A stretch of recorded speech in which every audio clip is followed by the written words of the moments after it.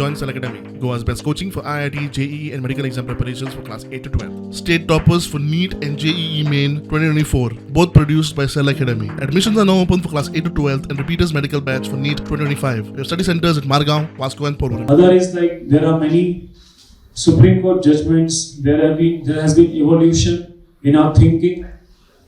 One can see that adultery is no more legal, homosexuality is no more illegal.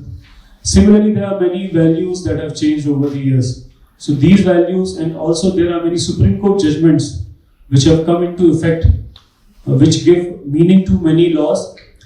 So it will be better that we have new laws which compiles all the changes, which reflect the new thinking and take us into the new era. We are talking about Vikisit Bharat after 100 years of independence, and it cannot happen with the old laws. So the many crimes that have changed because we have moved away from the old thinking, old laws. So these changes have been reflected in the new laws. So we have Indian Penal Code, which is now Bharatiya Nyaya Sanhita.